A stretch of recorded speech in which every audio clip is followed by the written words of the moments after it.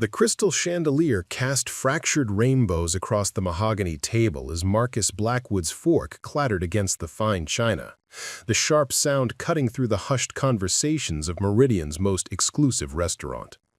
His steel-gray eyes, cold as winter granite, swept across the dining room of Le Bernardin with the practiced disdain of a man who measured worth in decimal points and stock options. The scent of truffle oil and aged wine mingled in the air, but Marcus tasted only the bitter satisfaction of another deal closed, another competitor crushed beneath his Italian leather shoes. "Excuse me, sir?" The voice was soft, almost musical, like water over smooth stones. Marcus didn't look up from his phone, where red and green numbers danced across the screen in a digital ballet of profit and loss. His fingers moved with surgical precision across the touchscreen, executing trades that would shift millions before his appetizer arrived.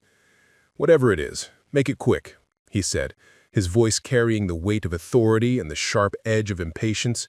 "Time is money, and both are in short supply tonight." The young woman standing beside his table wore the standard black uniform of Le Bernardin's serving staff, but there was something in her posture that spoke of hidden strength. Her dark hair was pulled back in a simple ponytail, and her hands, though calloused from honest work, held the order pad with a steady grace. She couldn't have been more than 25, with eyes the color of autumn leaves that seemed to hold depths Marcus had no interest in exploring. "I'm Sarah, and I'll be taking care of your table this evening. Can I start you with something to drink, or would you prefer to hear about tonight's specials?" Marcus finally looked up, his gaze sharp and calculating as it took in her appearance. The uniform was pressed, but not expensive, her shoes practical rather than fashionable. He categorized her instantly: working class, probably putting herself through college, definitely not worth more than 30 seconds of his valuable time. "Macallan 25, neat, and I don't need to hear about specials. I'll have the sea bass, prepared exactly as it appears on the menu. No substitutions, no creative interpretations from whatever culinary school dropout you have in the kitchen." His words carried the casual cruelty of a man accustomed to speaking down to those he considered beneath him. "And please try to remember that this is Le Bernardin, not some roadside diner. Act accordingly." Sarah's smile faltered for just a moment, but she recovered quickly, her pen moving across the order pad with practiced efficiency. "Of course, sir. The Macallan 25 and the Chilean sea bass. Will there be anything else?" "Privacy," Marcus said, already turning his attention back to his phone. "I have important calls to make, and I don't need interruptions every 5 minutes asking if I need fresh pepper or more water. Handle it professionally, and there might be something extra in it for you." The dismissal was clear, but Sarah lingered for a moment, her eyes studying Marcus with an intensity that made him glance up irritably. "Is there a problem?" "No problem at all, Mr. Blackwood.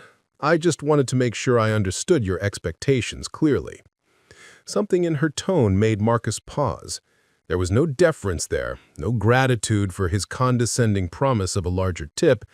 Instead, there was something that almost sounded like amusement. He shook his head, dismissing the thought. Waitresses didn't have the luxury of amusement, especially not at his expense.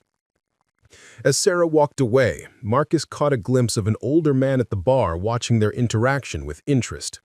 The man was tall and distinguished, with silver hair and the kind of weathered hands that spoke of a lifetime of important work. He wore a simple black suit, unremarkable except for the way he carried himself, with the quiet authority of someone accustomed to making decisions that mattered. Marcus had built his empire, Blackwood Industries, from nothing more than a computer science degree and a ruthless understanding of human nature. At 38, he commanded a fortune that could buy small countries, and his venture capital firm had launched or destroyed more companies than most people could count. He lived in a penthouse that overlooked the city, like a throne room, drove cars that cost more than most people's houses, and collected art, wine, and influence with equal passion. But tonight, something felt different. Maybe it was the way Sarah had looked at him, as if she could see past the expensive suit and practiced arrogance to something he'd forgotten existed. Or maybe it was the memory that had been haunting him lately, His grandmother's voice, soft and disappointed, telling him that money without compassion was just colored paper. He pushed the thought away and focused on his phone. A biotech startup in Seattle was hemorrhaging money, and their CEO had been sending increasingly desperate emails. Marcus could buy them out for pennies on the dollar, strip them for patents, and fire the entire staff before Christmas. It was good business, clean and profitable. The Macallan arrived in a crystal tumbler that caught the light like liquid amber. Marcus took a sip, letting the whiskey burn away the strange melancholy that had been creeping around the edges of his thoughts. This was his world: control, power, and the absolute certainty that money could solve any problem and open any door. Sarah returned with practiced timing, setting down the sea bass with a precision that suggested years of experience in fine dining establishments. The fish was perfectly prepared, the sauce artfully arranged, and the accompanying vegetables arranged with the kind of attention to detail that justified Le Bernardin's reputation. "Your sea bass, sir," she said simply. "Chef recommends pairing it with the Sancerre, but I imagine you've already made your choice about wine."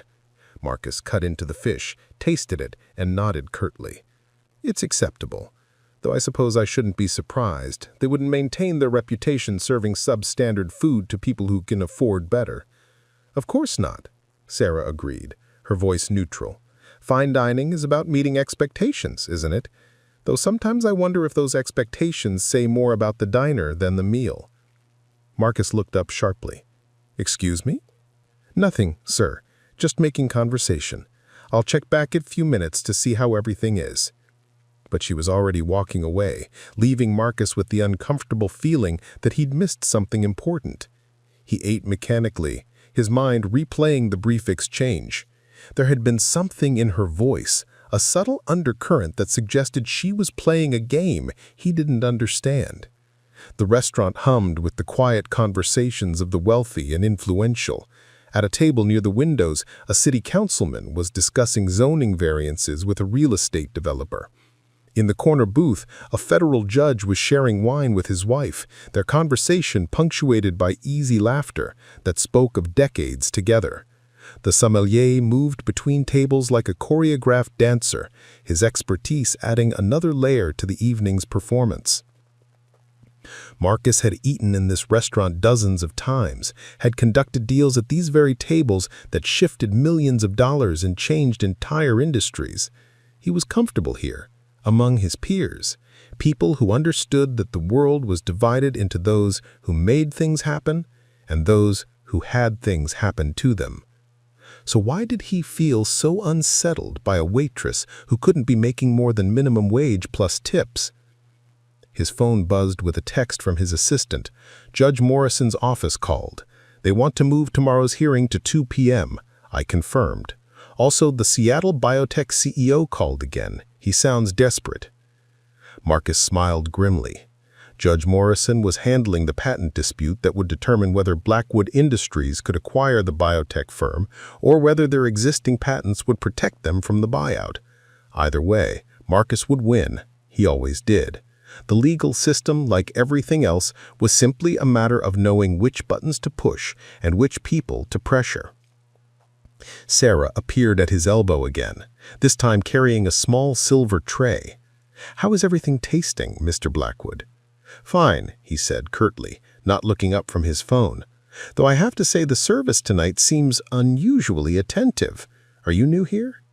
"I've been working at Le Bernardin for about 6 months. Before that, I was finishing my master's degree. Sometimes life takes you in directions you don't expect." Marcus looked up sharply. His curiosity piqued despite himself. Master's degree in what? Art history? Liberal arts? Something equally unmarketable? Sarah's smile remained steady, but something flickered in her eyes. "Law, actually. Graduated summa cum laude from Columbia. But like I said, life is full of surprises." "Law?" I couldn't hide his skepticism. "And you're working as a waitress? That's either the worst career planning I've ever heard of, or you're not telling the truth." "Both are possible," Sarah said evenly.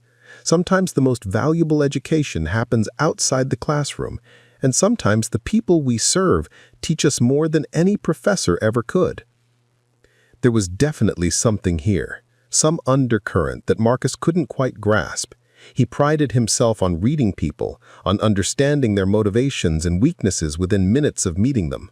But Sarah seemed to exist in a category he hadn't encountered before: educated but serving others, sharp but deferential, confident but wearing a uniform that suggested anything but confidence. "If you really have a law degree from Columbia," Marcus said, leaning back in his chair with the predatory smile he usually reserved for hostile takeovers, "then either you're lying about your credentials or you're too stupid to use them properly. Either way, I'm not impressed." The words hung in the air like smoke, their casual cruelty designed to cut deep and expose weakness. Marcus had used similar tactics in boardrooms and courtrooms, had watched grown men crumble under the weight of his carefully chosen insults. It was a tool, nothing more, a way to establish dominance and control in any situation. But Sarah didn't crumble. Instead, she tilted her head slightly, studying him with those autumn-colored eyes as if he were a particularly interesting specimen under a microscope. "You know," she said quietly, "I've served a lot of people in this restaurant. Politicians, celebrities, business leaders, judges. And I've noticed something interesting about the ones who feel the need to establish their superiority through cruelty." Marcus felt his jaw tighten. "And what's that?" "They're usually the ones who have the most to prove, and the least to be proud of." The silence that followed was deafening.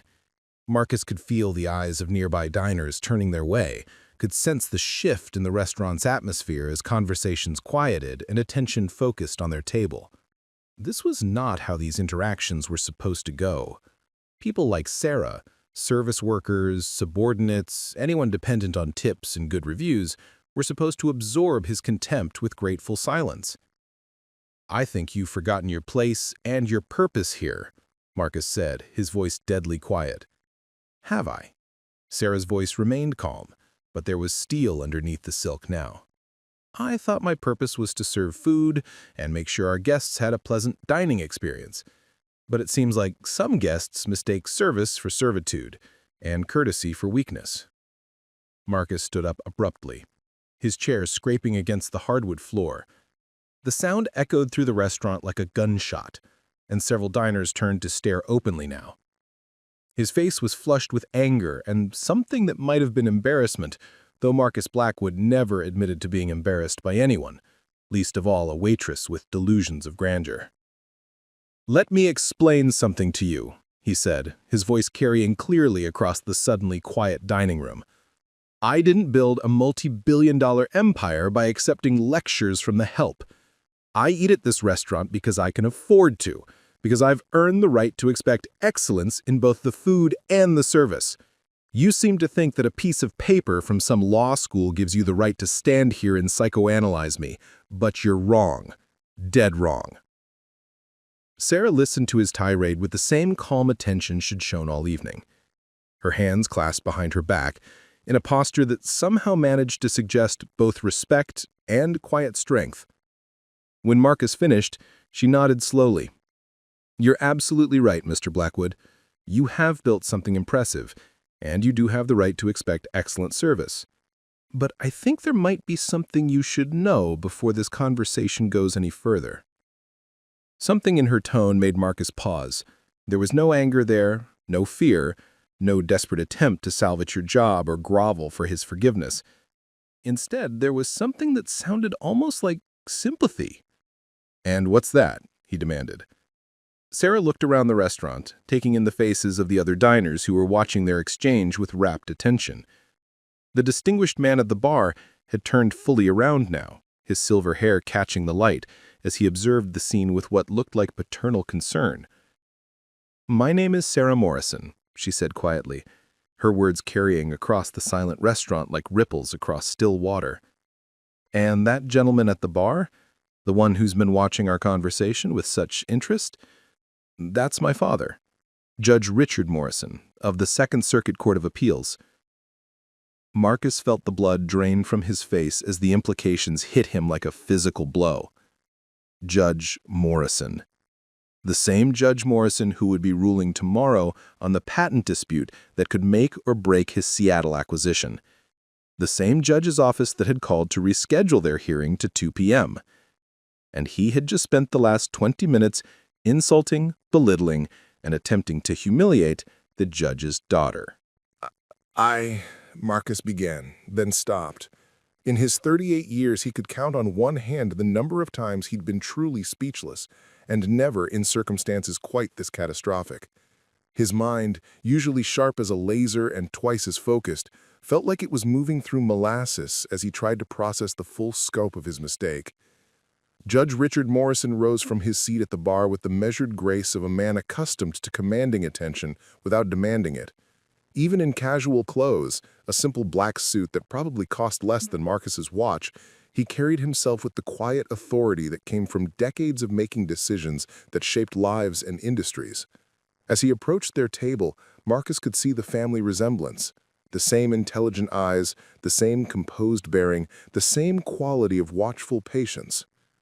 "Sarah, sweetheart," Judge Morrison said, his voice warm with paternal affection, but carrying undertones that made Marcus's stomach clench with dread. "Is everything all right here?" "Everything's fine, Dad," Sarah replied, her professional mask finally slipping to reveal a genuine smile. "Mr. Blackwood and I were just having a conversation about expectations and the nature of service." Marcus felt sweat gathering at the base of his neck despite the restaurant's perfect climate control. Every instinct screamed at him to run, to flee this suddenly toxic situation and salvage what he could from the wreckage. But his legs felt like lead, and besides, where could he go? The patent hearing was tomorrow. His entire Seattle acquisition hung in the balance, and he had just systematically insulted and degraded the daughter of the man who would decide his fate. "Mr. Blackwood," Judge Morrison said, extending his hand with the courtesy that great men showed even to those who didn't deserve it. "Richard Morrison, I believe we have business tomorrow afternoon." He shook the offered hand, his own palm embarrassingly damp. "Judge Morrison, Yes, the hearing at 2 o'clock. I'm looking forward to presenting our case." The words felt like sawdust in his mouth. Looking forward to the hearing? 12 hours ago, he'd been confident of victory, secure in the knowledge that his legal team had crafted an airtight argument and that his acquisition of the Seattle biotech firm was all but assured. Now he felt like a man standing on the edge of a cliff, watching the ground crumble beneath his feet. "I'm sure you are," Judge Morrison said mildly. "My daughter has been telling me such interesting things about her work here at Le Bernardin. She says it's been quite educational, learning about different types of people and how they treat those they perceive as beneath their station." Marcus's throat felt like sandpaper. "Judge Morrison, if I could explain—" "Oh, please don't explain on my account," Judge Morrison said, settling into the chair across from Marcus with the same measured calm his daughter had shown. "Sarah has been quite thorough in her descriptions of the evening's interactions. I find it fascinating, actually, from a psychological perspective.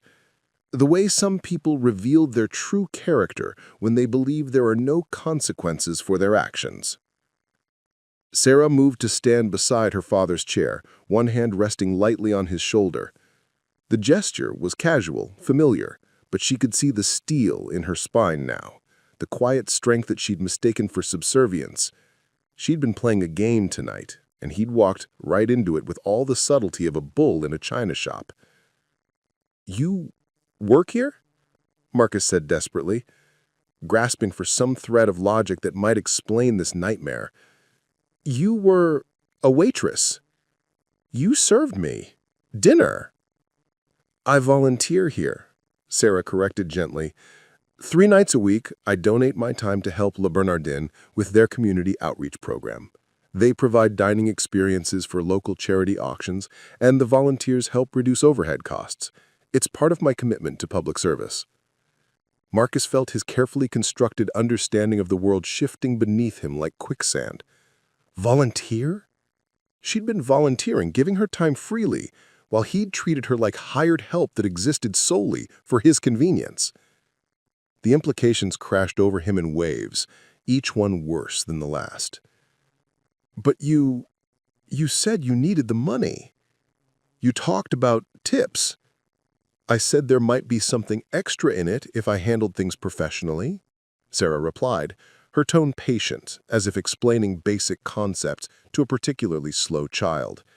"I was referring to the satisfaction of a job well done, though I admit your interpretation says quite a bit about your assumptions." Judge Morrison chuckled softly, the sound somehow more terrifying than if he'd shouted. Sarah has always been interested in human psychology. Her undergraduate degree was actually in behavioral sciences before she went to law school. She finds it fascinating how people behave when they think they're anonymous, when they believe their actions won't have consequences. Marcus sank back into his chair, his legs finally giving out under the weight of his realization.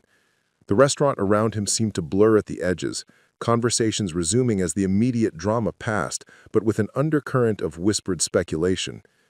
He was Marcus Blackwood. He didn't make mistakes like this. He didn't misread situations so completely, so catastrophically. But he had. "I should go," he said, reaching for his wallet with hands that trembled slightly. This has been a learning experience," Sarah suggested, her voice kind but implacable. "You know, Mr. Blackwood, I've been working on a research project about power dynamics and social interaction, the way people treat service workers, how they use perceived hierarchy to establish dominance, the psychology behind casual cruelty." Marcus looked up sharply. "Research project?" "For my doctoral dissertation," Sarah explained. "I'm pursuing a PhD in behavioral psychology alongside my law practice. My thesis is about how people reveal their true character when they interact with those they perceive as having no power to affect their lives." The pieces fell into place with sickening clarity. This hadn't been chance. This hadn't been a simple misunderstanding or a case of mistaken identity. Sarah Morrison had been studying him, observing him, taking notes on his behavior like he was a lab rat running through a maze. "Tonight was," Marcus began. "An unexpected opportunity for field research," Sarah confirmed. "I've been volunteering here for months, interacting with all sorts of people. Politicians, business leaders, celebrities, judges. Most are polite, some are indifferent, a few are genuinely kind. But every so often, someone comes along who reveals something truly interesting about the darker aspects of human nature." Marcus felt heat rising in his cheeks, a combination of humiliation and anger that made his vision blur at the edges. "You studied me, like an animal." "I observed," Sarah corrected. "There's a difference. Animals don't have the capacity for moral choice. They don't decide to be cruel or kind, they simply act on instinct. Humans, on the other hand, make conscious decisions about how to treat others. Those decisions reveal character in ways that money and status never can." Judge Morrison leaned forward slightly, his expression thoughtful. "You know, Mr. Blackwood, in my years on the bench, I've learned that you can tell everything you need to know about a person by watching how they treat someone who can't help or hurt them. A waitress, a janitor, a court clerk. These interactions reveal truth in ways that carefully prepared legal arguments never do." Marcus wanted to argue, wanted to defend himself, wanted to explain that he wasn't really like this, that tonight had been an aberration brought on by stress and the pressures of his business empire. But the words died in his throat because he knew they weren't true. This was exactly who he was. This was how he'd built his fortune, by viewing other people as resources to be exploited or obstacles to be removed. "Tomorrow's hearing?" Marcus said, his voice barely above a whisper. "Will proceed as scheduled," Judge Morrison said firmly. "I'm a federal judge, Mr. Blackwood, not a tyrant. I don't make legal decisions based on personal feelings or family relationships. If your case has merit, it will be judged on that merit. If it doesn't, well..." He shrugged eloquently. "But surely..." "Surely what?" Sarah asked. "Surely my father will recuse himself because you spent an evening demonstrating exactly the kind of character that makes predatory business practices seem reasonable? Surely he'll step aside and let another judge hear your case because you revealed that you view other human beings as disposable?" Marcus looked around the restaurant, taking in the faces of other diners who were trying to pretend they weren't listening while hanging on every word. He recognized several of them. A city councilman he'd lobbied for favorable zoning laws, a state senator whose campaign he'd contributed to, a federal prosecutor he'd faced in court twice. His reputation, built over decades of careful networking and strategic relationship building, was crumbling in real time. "This isn't fair," he said, the words coming out like a child's petulant complaint. "Fairness is an interesting concept," Judge Morrison mused. "Is it fair that you have the resources to buy out struggling companies and fire their employees just to strip their patents? Is it fair that you can afford to eat at Le Bernardin while treating the staff like servants? Is it fair that your wealth insulates you from the consequences of your actions, at least until tonight?" Marcus had no answer for that. He'd never thought about fairness in those terms, had never considered that his business practices might be anything other than efficient capitalism. Companies lived and died by market forces, and if he was better at playing the game than his competitors, that was simply natural selection in action. But sitting here now, under the calm scrutiny of Judge Morrison and his daughter, Marcus found himself remembering things he'd tried to forget. The Seattle biotech CEO's increasingly desperate phone calls, the young researcher who had pleaded with him not to shut down their Alzheimer's project, explaining that they were just months away from a breakthrough that could help millions of people. The night janitor at his office building who had been fired after asking for a raise to help pay for his daughter's medical treatments. These weren't abstract market forces, they were people, real people with families and dreams and bills to pay, and Marcus had been treating them like numbers on a spreadsheet, obstacles to profit that could be removed with the right legal maneuvers and sufficient financial pressure. "I built my company from nothing," Marcus said, his voice hollow even to his own ears. "I worked 18-hour days, slept in my office, sacrificed everything to create something meaningful." "And what did you create?" Sarah asked gently. "Really? What did you build that made the world better?" Marcus opened his mouth to recite the familiar litany: jobs created, innovation funded, economic growth generated. But the words felt like lies in his throat. How many jobs had he created versus how many he'd destroyed? How much innovation had he fostered versus how much he'd suppressed to protect his investments? How much economic growth had he generated for anyone other than himself? "Wealth," he said finally. "I created wealth." "For yourself," Judge Morrison observed. "But wealth without purpose, without consideration for its impact on others, is just elaborate hoarding. And hoarding, Mr. Blackwood, has never been a virtue." The truth of it hit Marcus like a physical blow. Everything he'd told himself about his success, all the justifications and rationalizations he'd constructed to explain his ruthless business practices, crumbled under the weight of honest examination. He hadn't been building an empire, he'd been building a monument to his own ego, and he'd been willing to crush anyone who got in the way. "What do you want from me?" Marcus asked, his voice breaking slightly. Sarah exchanged a look with her father, some silent communication passing between them. When she turned back to Marcus, her expression was serious, but not unkind. "I want you to understand something. Tonight, you treated me with casual cruelty because you thought I was powerless. You assumed that because I was serving you dinner, I existed for your convenience and pleasure. You never considered that I might be a human being with thoughts, feelings, and dignity that deserved respect regardless of my job or social status." Marcus nodded miserably. The truth of her words was undeniable. "But here's what I find most interesting," Sarah continued. "Even now, knowing who I am, knowing that my father has the power to influence your business interests, you're not apologizing because you realize you were wrong. You're panicking because you've discovered there might be consequences for your actions." The observation cut deeper than any insult could have. Marcus realized she was right. His horror wasn't over his behavior, but over being caught. Even now, his mind was racing through damage control scenarios, trying to find ways to minimize the impact on his business rather than grappling with the moral implications of his actions. That's not... Then he stopped. It was exactly that, and they all knew it. 24 hours from now, Judge Morrison said, rising from his chair with the same measured grace he'd shown all evening, "I'll render a decision about your patent dispute.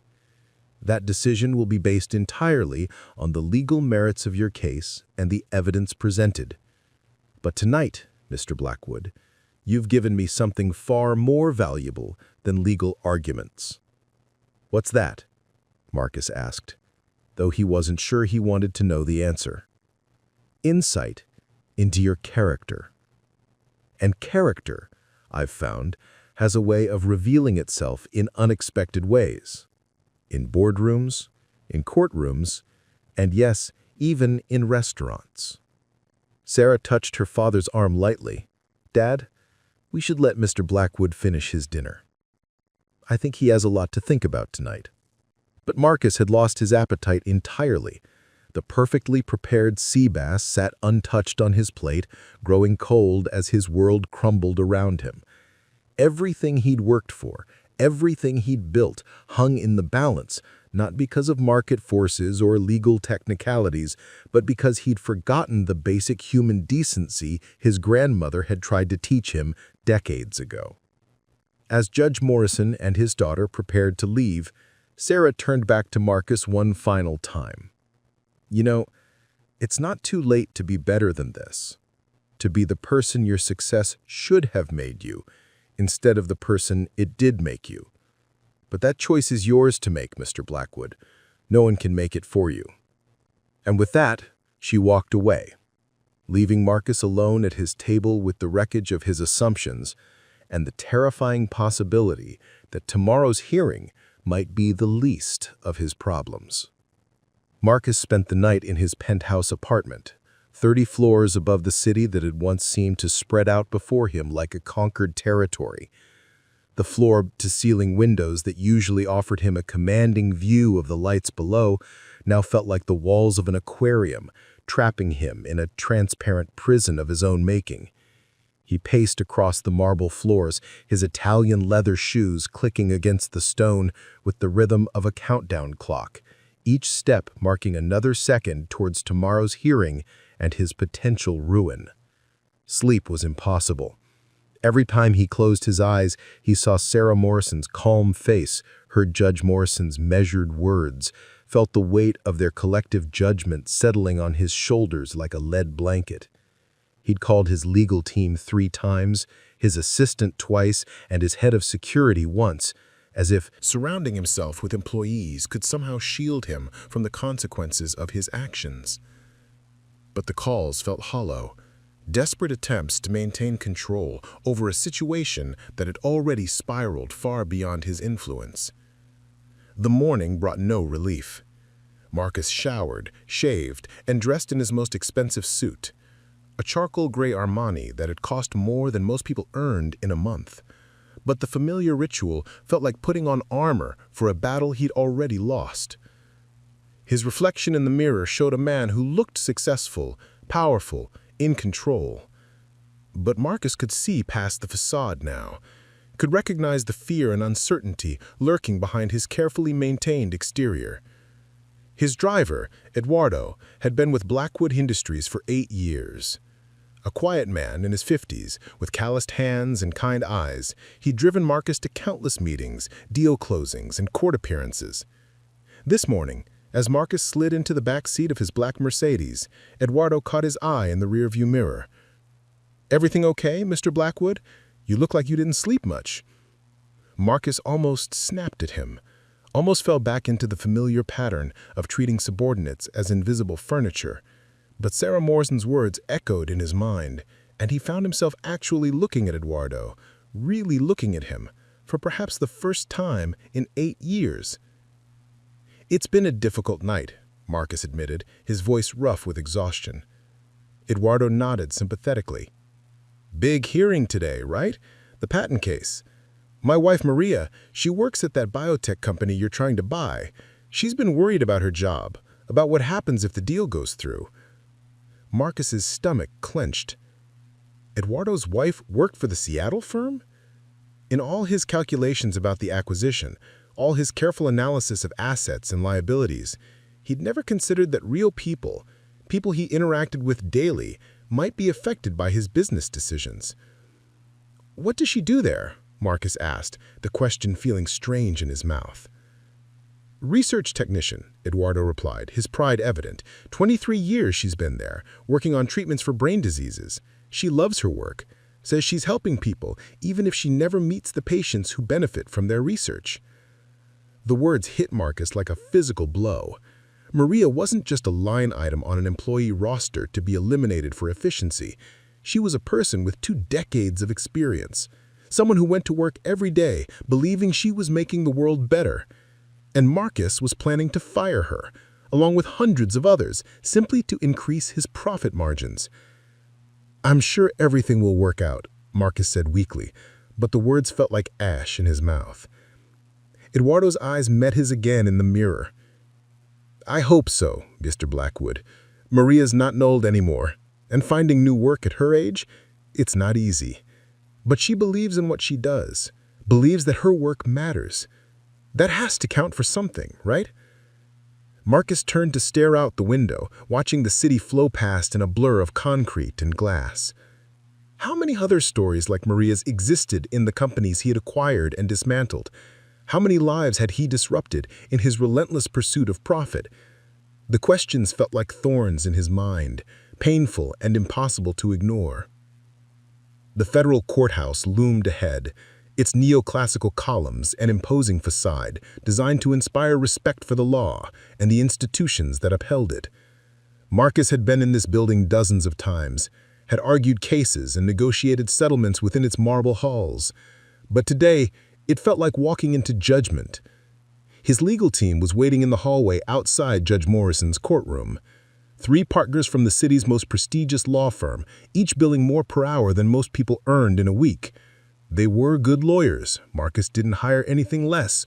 But they were also exactly what Sarah Morrison had identified in him, people who viewed the law as a tool to be wielded rather than a principle to be upheld. "Marcus," said David Chen, the lead attorney, approaching with a confident smile that didn't quite reach his eyes. "Ready for this? Our case is solid. The patent claims are weak, and their financial situation makes them vulnerable to pressure. Judge Morrison is known for being practical about these things." Marcus wondered what David would say if he knew about the previous evening's encounter. Would his confidence evaporate? Would he counsel a different strategy? Or would he simply find new ways to work the angles, to exploit weaknesses and pressure points in pursuit of victory? "Has anyone researched Judge Morrison's background?" Marcus asked, dreading the answer. "Of course," said Jennifer Walsh, the firm's specialist in federal patent law. Appointed by President Obama, confirmed by a bipartisan vote, former prosecutor, strong record on intellectual property cases. Daughter graduated from Columbia Law, works in public interest law, clean record, no obvious biases or conflicts. Daughter graduated from Columbia Law, works in public interest law. The casual summary of Sarah Morrison's achievements made Marcus's stomach churn with fresh shame. She wasn't just some waitress with a law degree. She was an accomplished attorney who had chosen to dedicate her career to helping others rather than pursuing the kind of wealth that Marcus had made his sole focus. "Any personal details about the family?" Marcus asked, hoping his voice sounded casual. "Nothing relevant to the case," David replied with a shrug. "Morrison keeps his private life private. Model of judicial restraint." If only he knew, Marcus thought bitterly. If only any of them knew that their entire strategy was built on the assumption that they were dealing with an impartial judge who had no personal knowledge of Marcus's character. The courtroom doors opened at precisely 1:45 p.m., and Marcus followed his legal team into the solemn chamber where his fate would be decided. The room was a study in understated authority. Dark wood paneling, brass fixtures, and tall windows that filtered the afternoon light into golden rectangles across the floor. The Seattle biotech company's legal team was already seated at the plaintiff's table, a smaller group led by a middle-aged woman with graying hair and the determined expression of someone fighting for more than just money. Marcus took his seat at the defendant's table, his hands clasped tightly in his lap to hide their trembling. He'd been in countless courtrooms, had faced judges and juries with the confidence of a man who believed money could buy any outcome. But today, he felt like a fraud in an expensive suit, a pretender whose mask had been stripped away. At exactly 2 p.m., the bailiff called the court to order. "All rise for the Honorable Judge Richard Morrison." Judge Morrison entered with the same measured grace Marcus remembered from the previous evening, his black robes adding an additional layer of gravity to his already impressive presence. He took his seat behind the bench, his gaze sweeping across the courtroom with professional detachment. When his eyes briefly met Marcus's, there was no recognition, no hint of the previous night's encounter. It was as if they had never met, as if the devastating conversation at Le Bernardin had never happened. "Be seated," Judge Morrison said, his voice carrying easily through the chamber. "We're here today to consider the matter of Blackwood Industries versus Seattle Neuroscience Research Corporation, case number 2025-4731. This is a hearing on the plaintiff's motion for a preliminary injunction to prevent the defendant's acquisition pending resolution of patent disputes."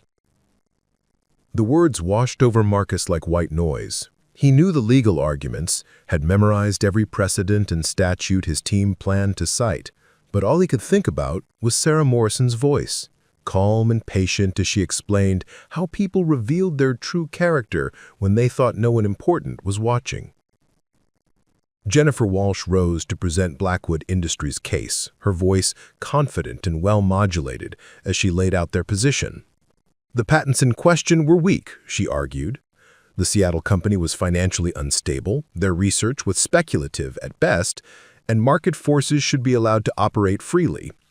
Blackwood Industries was offering a fair price for valuable assets, and any attempt to block the acquisition was simply an effort to extract a higher purchase price through legal maneuvering. Marcus had heard these arguments before, had approved them himself. They were logical, legally sound, and utterly devoid of any consideration for the human cost of his actions. As Jennifer spoke, Marcus found himself thinking about Maria, Eduardo's wife, sitting at her research station, perhaps at this very moment, working on treatments that could help thousands of people. Would she even know that her future was being decided in this courtroom? Would she understand that to Marcus's legal team, she was nothing more than an unnecessary expense to be eliminated? The Seattle company's attorney, a woman named Dr. Rebecca Martinez, who Marcus now realized was both a lawyer and a research scientist, presented their case with a different kind of passion. She spoke about the company's 23-year history, their commitment to finding treatments for Alzheimer's disease and other neurodegenerative conditions. She described research projects that were months away from breakthrough discoveries, clinical trials that could benefit millions of patients worldwide. "Your Honor," Dr. Martinez said, her voice carrying the weight of personal conviction, "this isn't just about patent law or corporate acquisitions. This is about whether, as a society, we value long-term research that benefits humanity over short-term profits that benefit only shareholders." Seattle Neuroscience Research Corporation isn't just a collection of assets to be bought and sold. It's a community of dedicated scientists whose work has the potential to alleviate human suffering on a massive scale. Marcus watched Judge Morrison's face as Dr. Martinez spoke, searching for any hint of bias or predetermined judgment. But the judge's expression remained neutral, professional, giving no indication of his thoughts or intentions. It was the face of a man who had spent decades weighing evidence and making decisions based on law rather than emotion. But Marcus knew better now. He knew that behind that judicial mask was a father who had watched his daughter being systematically degraded by a man who viewed other human beings as disposable resources. He knew that Judge Morrison had seen firsthand the kind of character that drove Marcus's business decisions. Jennifer Walsh rose for rebuttal, her arguments sharp and focused on legal precedent. But as she spoke, Marcus found himself seeing her words through new eyes. Every argument she made about market efficiency and shareholder value felt like another nail in the coffin of his moral credibility. She was defending his right to destroy lives for profit, and she was doing it with the kind of cold precision that Marcus had once admired. "Your Honor," Jennifer concluded, "the law is clear. Patent disputes should be resolved through proper channels, not used as leverage to prevent legitimate business transactions. Blackwood Industries has followed all applicable regulations and is offering fair market value for the defendant's assets. Any delay only serves to artificially inflate the purchase price at the expense of efficient market operations." Judge Morrison nodded thoughtfully. "Thank you, Counselor. Dr. Martinez, do you have any final arguments?" Dr. Martinez stood, her hands steady as she addressed the court. "Your Honor, I'd like to share something that I think illustrates what's really at stake here. 3 weeks ago, one of our researchers, Dr. Sarah Chen, made a breakthrough in understanding how amyloid plaques form in Alzheimer's patients. It's the kind of discovery that could lead to treatments that would help millions of people maintain their memories, their relationships, their dignity as they age." Marcus felt his chest tighten. Another Sarah. Another person whose name he'd never bothered to learn, whose work he'd dismissed as irrelevant to his acquisition plans. Dr. Chan has been with our company for 15 years. She's published dozens of papers, mentored young scientists, and dedicated her career to this research. Under Blackwood Industries' acquisition plan, her position would be eliminated along with her entire research program. 15 years of work, thousands of hours of careful study, and the potential to help millions of people, all sacrificed for a modest improvement to quarterly profit margins. The words hit Marcus like physical blows. He was destroying more than just jobs. He was destroying knowledge, hope, and the possibility of medical breakthroughs that could change the world, all for money he didn't need to add to a fortune that was already beyond any reasonable definition of enough. Judge Morrison leaned forward slightly. "Dr. Martinez, while the court sympathizes with the human impact of corporate decisions, my role here is to evaluate the legal merits of your patent claims and the appropriateness of an injunction. Can you speak to the specific legal grounds for preventing this acquisition?" Dr. Martinez nodded, but Marcus could see the frustration in her eyes. The legal system, for all its majesty and authority, wasn't designed to weigh the value of human dignity against profit margins. It was a machine that processed arguments and precedents, not hopes and dreams. "Your Honor, our patents are valid and enforceable. Blackwood Industries' acquisition strategy is specifically designed to circumvent our intellectual property rights by purchasing the company and then dissolving our research programs. This isn't a legitimate business transaction.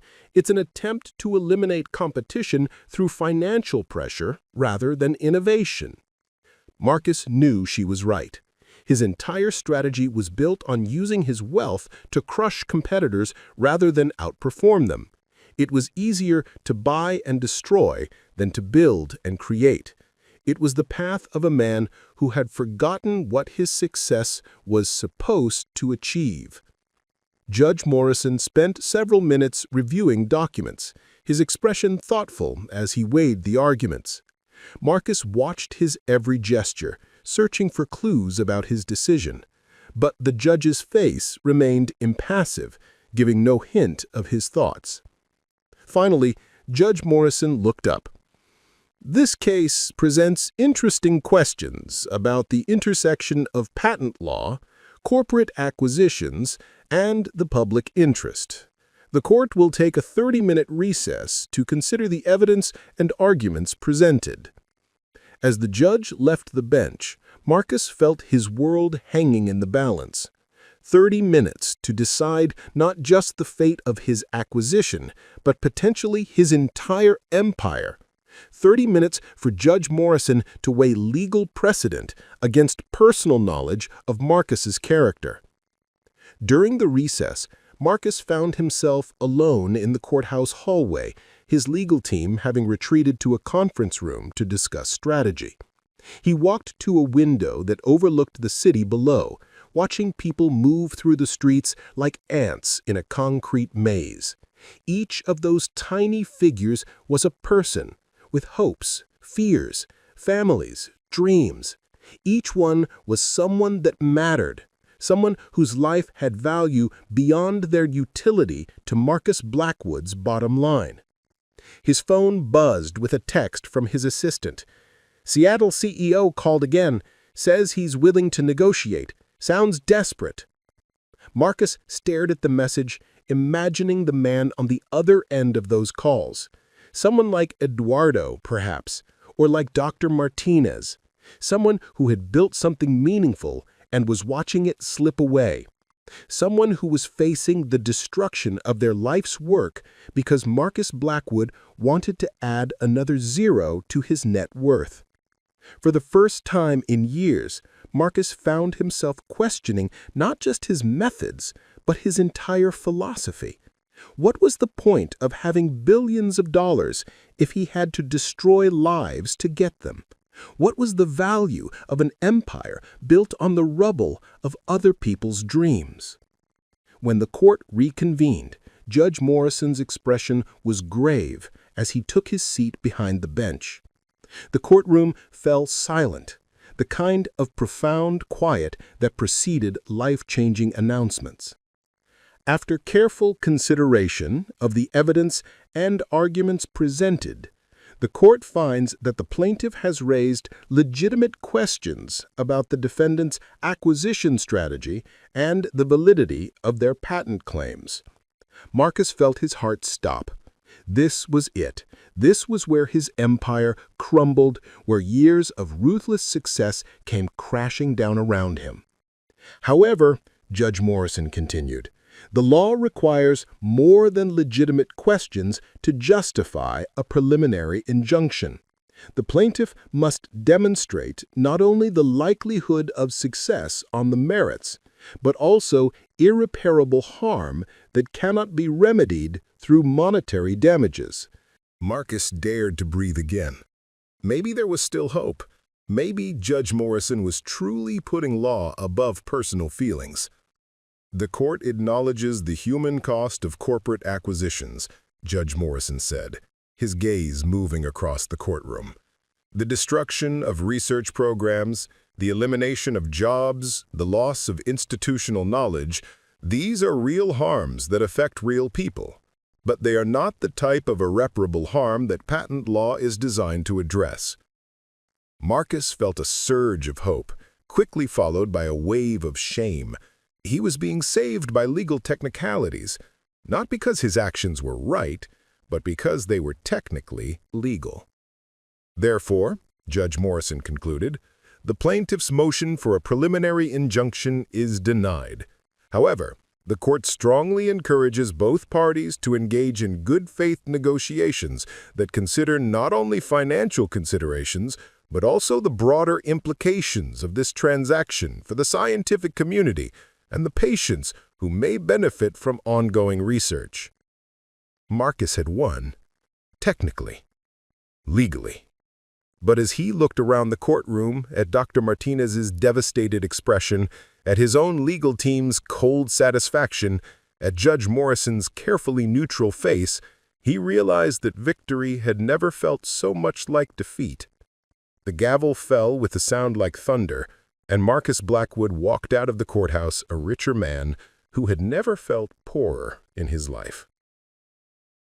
The victory felt like poison in Marcus's veins as he stood on the courthouse steps, surrounded by his legal team's congratulations and the flash of cameras from financial reporters. The Seattle biotech acquisition could proceed, his empire was secure, and his shareholders would celebrate another profitable quarter. But as Marcus watched Dr. Martinez emerge from the courthouse, her shoulders bowed with defeat, he felt something he hadn't experienced in years: genuine shame. "Marcus, this is a huge win," David Chen said, his smile bright with professional satisfaction. "The precedent we've set here will make future acquisitions much smoother. You should be celebrating." But Marcus couldn't celebrate. All he could think about was Sarah Morrison's voice, asking him what he'd really built, what he'd created that made the world better. The legal victory felt hollow, a technicality that allowed him to destroy lives within the boundaries of the law. "Sir?" Eduardo appeared at his elbow, the car keys ready. "Back to the office?" Marcus looked at his driver, really looked at him, and saw the anxiety in his eyes. Eduardo was thinking about Maria, about whether she would still have a job next week. The victory that Marcus's legal team was celebrating meant uncertainty and fear for the man who had driven him faithfully for 8 years. "Eduardo, your wife, Maria, what exactly does she do at the research facility?" Eduardo's face brightened with pride despite his worry. "She works on protein analysis for the Alzheimer's research team. Dr. Chen, not the lawyer, the scientist, she says Maria has the best eye for detail in the lab. 23 years and she still gets excited about every experiment like it might be the one that changes everything." The description hit Marcus like a physical blow. Maria wasn't just an employee. She was someone's expertise personified, someone who had dedicated decades to work that could help millions of people. And Marcus was planning to eliminate her position because it would improve his profit margins by a fraction of a %. "Take me to the Seattle facility," Marcus said suddenly. David looked up sharply. "Marcus, that's not a good idea. We've just won a major legal victory. We don't want to do anything that might complicate the acquisition." "I'm not going to complicate anything," Marcus replied, though he wasn't entirely sure that was true. "I want to see what we're buying." The drive to the Seattle Neuroscience Research Corporation facility took 45 minutes through city traffic. 45 minutes for Marcus to sit with the weight of his decision. Eduardo drove in uncharacteristic silence, perhaps sensing his employer's unusual mood. The radio played softly in the background, a news report about rising healthcare costs and the need for medical breakthroughs to help an aging population. The research facility was smaller than Marcus had expected, a modest 3-story building tucked between a coffee roastery and a used bookstore. There were no grand corporate logos or impressive architectural flourishes, just a simple sign reading Seattle Neuroscience Research Corporation, advancing hope through science. The parking lot was filled with aging cars and bicycles, suggesting employees who valued purpose over profit. Marcus had expected to feel like a conquering general surveying his new territory. Instead, he felt like an intruder preparing to commit vandalism in a sacred space. The lobby was simple but warm, with walls covered in framed photographs of employees at work, scientific awards, and newspaper clippings about research breakthroughs. A receptionist with kind eyes and graying hair looked up as Marcus entered. "Can I help you?" she asked, her voice friendly despite the stress lines around her eyes that suggested she'd heard about the morning's court decision. "I'm Marcus Blackwood," he said simply. The woman's expression shifted, becoming carefully neutral. She knew who he was, what his presence here meant for her and her colleagues. Mr. Blackwood, I'm Helen Rodriguez, the office manager. Dr. Patterson is in the lab, but I can call him if you'd like to speak with him. Dr. James Patterson, the company's CEO, was a man in his early 60s with the kind of calm intensity that Marcus associated with lifelong researchers. He emerged from the elevator wearing a lab coat over casual clothes, his handshake firm, but his eyes wary. Mr. Blackwood, I have to admit, I didn't expect to see you here so soon after the hearing. I wanted to see the facility, to understand what we're acquiring. Dr. Patterson nodded slowly. Of course, though I should mention that several of our researchers are quite upset about the court's decision. Some of them have been here since we opened, and they're worried about their projects. As they walked through the corridors, Marcus was struck by the sense of purpose that permeated the facility. Unlike his own corporate offices, which felt like monuments to success and power, this place felt alive with intellectual curiosity and genuine hope. Whiteboards covered with complex equations lined the hallways, and through open doorways, Marcus could see researchers bent over microscopes and computer screens with the focused intensity of people who believed their work mattered. "This is our main lab," Dr. Patterson said, opening a door to reveal a space filled with state-of-the-art equipment and careful organization. "We focus primarily on neurodegenerative diseases, Alzheimer's, Parkinson's, ALS. The work is slow, sometimes frustrating, but every breakthrough brings us closer to treatments that could help millions of people." Marcus watched the researchers at work, noting the way they moved with practiced efficiency and obvious dedication. At one station, a middle-aged Latina woman was carefully examining slides under a microscope, her concentration absolute. She looked up as they passed, and Marcus realized with a start that this was Maria, Eduardo's wife.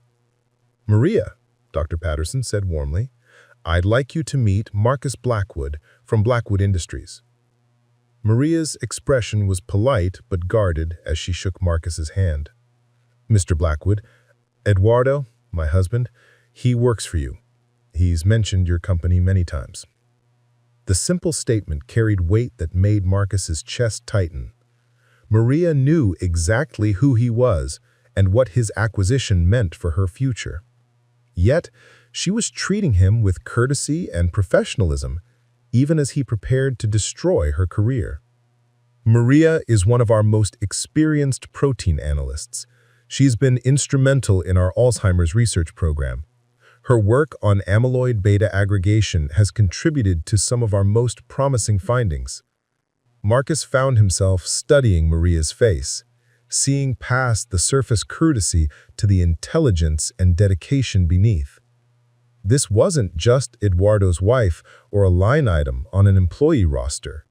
This was a scientist whose work could help people like his own grandmother, who had spent her final years lost in the fog of dementia. "What exactly are you working on?" Marcus asked, surprised by his own curiosity. Maria's eyes lit up with the passion of someone who loved her work. "We're studying how certain proteins misfold in Alzheimer's patients. If we can understand the mechanism, we might be able to develop treatments that prevent or reverse the process. It's complex work, but we've made some exciting discoveries recently." Maria's being modest. Her recent findings about protein interaction pathways could revolutionize how we approach Alzheimer's treatment. "We're preparing to submit our research for peer review next month." Marcus felt something cold settle in his stomach. Next month. They were 1 month away from potentially groundbreaking discoveries, and his acquisition plan would shut down their research program within weeks of the deal closing. "How long would it take to complete this research?" Marcus asked. "If we can secure funding for the next phase, we estimate another 18 to 24 months for clinical trials," Maria replied. "But, Mr. Blackwood, I understand that your company has different priorities. Eduardo explained that you're primarily interested in our patents rather than our research programs." The gentle rebuke in her voice made Marcus feel like he was shrinking. Maria wasn't angry or bitter. She was simply resigned to the fact that her life's work was about to be discarded for someone else's profit. "Can I see the rest of the facility?" Marcus asked, his voice rougher than intended. Dr. Patterson led him through the remaining labs, introducing him to researchers who greeted him with varying degrees of politeness and wariness. There was Dr. Sarah Chen, the researcher Dr. Martinez had mentioned in court, whose breakthrough discovery about amyloid plaques could lead to new treatments. There was Dr. Michael Torres, a young neurologist whose research on early detection methods could help families prepare for and possibly prevent dementia. There was Dr. Rebecca Kim, whose work on gene therapy approaches had shown promising results in animal trials. Each introduction felt like a revelation of value that Marcus had never bothered to calculate. These weren't just employees. They were some of the brightest minds in neuroscience, dedicated to work that could alleviate suffering on a massive scale. And Marcus was planning to scatter them to the winds because their research didn't generate immediate profits. "Mr. Blackwood," Dr. Patterson said as they concluded the tour, "I know you've won the legal right to proceed with this acquisition, but I want you to understand what you'd be destroying. This isn't just a company. It's a community of people who have dedicated their careers to helping others. The work we do here could change millions of lives." Marcus nodded silently, unable to trust his voice.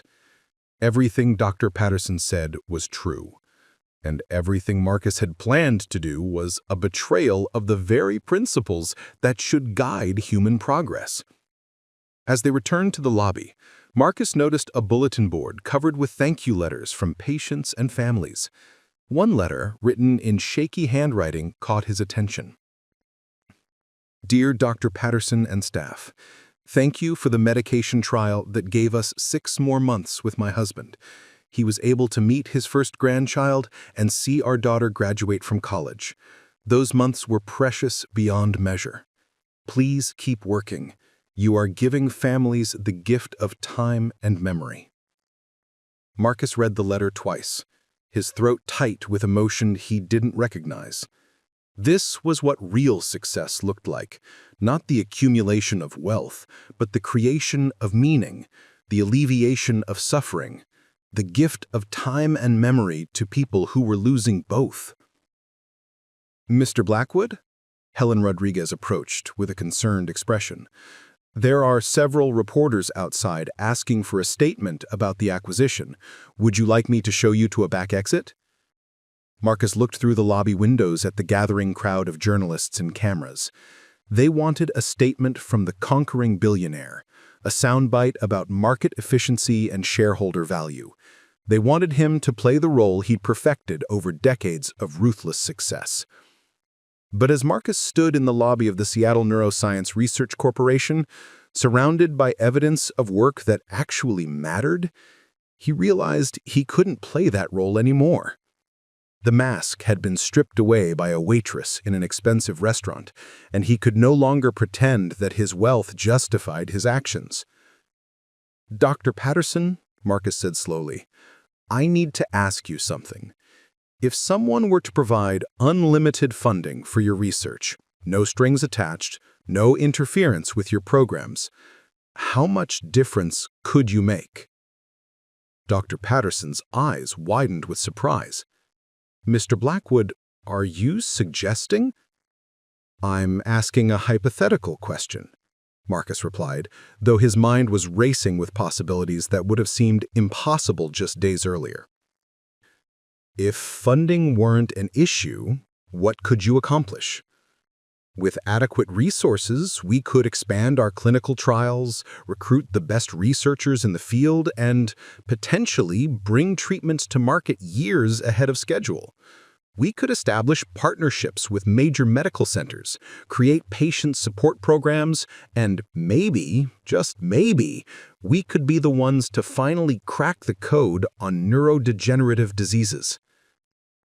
Marcus felt something shifting inside him, a fundamental change in how he viewed success and purpose. The Seattle Neuroscience Research Corporation wasn't an acquisition target. It was an opportunity to do something genuinely meaningful with his wealth. "Dr. Patterson," Marcus said steadily, despite the magnitude of what he was considering, "I think we need to have a very different conversation about the future of your company." As he spoke, Marcus caught a glimpse of his reflection in the lobby windows. For the first time in years, he saw not just a successful businessman, but the ghost of the idealistic young man who had once believed that success should serve something greater than itself. The reporters outside continued to wait for their soundbite, but Marcus Blackwood was no longer the man they expected to interview. 3 months later, Marcus Blackwood stood in the same lobby of the Seattle Neuroscience Research Corporation, but everything had changed. The bulletin board still displayed thank you letters from patients and families, but now there were dozens more. The facility hummed with expanded activity, new equipment gleaming under updated lighting, and the energy of hope restored. The early trial results are beyond our most optimistic projections, Dr. Patterson said, his voice filled with the kind of excitement that came from genuine scientific breakthrough. Maria's protein research has led to a treatment that shows a 60% reduction in cognitive decline. We're looking at potential FDA approval within 18 months. Marcus nodded, studying the quarterly report that showed something unprecedented, a business venture where success was measured not in profit margins, but in lives improved. The Blackwood-Seattle partnership had become the largest privately funded neuroscience research initiative in the country, with Marcus having invested not just money, but his reputation and future in work that actually mattered. "And the employment numbers?" Marcus asked. "We've hired 43 new researchers, expanded into 2 additional facilities, and our retention rate is 97%, Dr. Patterson replied. "When people know their work has meaning and support, they create miracles." Marcus walked through the expanded laboratories, greeting researchers by name now, understanding their projects and celebrating their discoveries. Maria waved from her station, where she was training 2 new protein analysts. Eduardo had been promoted to head of facilities management, his pride in his wife's work now matched by his own sense of purpose in maintaining the environment where such crucial research took place. The transformation hadn't been easy. Marcus had faced harsh criticism from shareholders and business partners who couldn't understand his sudden shift from predatory capitalism to philanthropic research funding. His board of directors had threatened revolt, his stock price had initially plummeted, and several major investors had pulled out entirely. But something unexpected had happened. Other researchers had begun reaching out, wanting to partner with an organization that valued discovery over profit. Brilliant minds who had been trapped in corporate environments focused solely on marketable products suddenly saw opportunities to pursue the kind of research that could change the world. The Blackwood-Seattle partnership had become a magnet for innovation. More importantly, Marcus had discovered what Sarah Morrison had tried to teach him that night at Le Bernardin, that real success wasn't measured by what you could take from the world, but by what you could give back to it. His phone buzzed with a text from his assistant. "Judge Morrison's daughter called. She's writing a follow-up article about corporate social responsibility and would like to interview you about the partnership." Marcus smiled, remembering the terror he had felt at hearing Sarah's name just months earlier. Now he looked forward to speaking with her, to sharing what he'd learned about the difference between success and significance. That evening, Marcus met Sarah at a small coffee shop near the courthouse, far from the marble and crystal of Le Bernardin. She looked much the same as she had in her server's uniform, but now she wore a simple business suit and carried herself with the confidence of someone who had always known her worth. "Mr. Blackwood," she said, extending her hand with a genuine smile. "Thank you for agreeing to meet with me." "Thank you for the education. Though I have to ask, how long had you been planning that encounter at the restaurant?" Sarah laughed, the sound warm and genuine.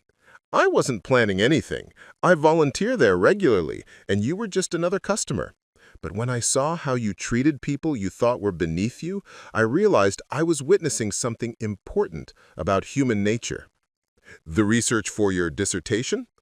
Partly, but also a chance to see if someone could change, if confrontation with consequences could lead to genuine transformation rather than just damage control. I considered this. And your verdict? Sarah studied him for a moment, her expression thoughtful. 6 months ago, you were willing to destroy hundreds of careers for a modest increase in quarterly profits. Today, you're funding research that could help millions of people, even if it may take years to show any financial return. I'd say the transformation is genuine. It almost didn't happen, Marcus admitted. For weeks after that night, I was just focused on minimizing the damage to my reputation. It wasn't until I met Maria and the other researchers that I understood what I was really destroying. What changed your mind? Marcus thought about the question, about the moment in the facility lobby when he'd read that patient's letter about 6 precious extra months with a loved one. I realized that everything I'd built was just elaborate hoarding. I had more money than I could spend in 10 lifetimes, but I hadn't created anything that would outlast me. These researchers, they're working on immortality, not for themselves, but for human knowledge and healing. Sarah made notes on her tablet, but I could see that she was listening as a person, not just as a journalist. My father says you've become something of a legend in legal circles, not for your business practices, but for what you've chosen to do with your wealth. Your father is a wise man, and you both taught me something crucial that night. Which was? That true power isn't the ability to control others, it's the ability to lift them up. That real wealth isn't what you accumulate, but what you create for the world. As they finished their conversation, Sarah asked one final question. Any advice for other business leaders who might be reading this article? Marcus considered carefully before answering. Look around at the people you interact with every day. The server bringing your coffee, the janitor cleaning your office, the researcher working in your lab. Each of them is someone's parent, child, or partner. Each of them has dreams, fears, and the potential to contribute something meaningful to the world. Success that's built on treating people as disposable resources isn't success at all. It's just sophisticated selfishness.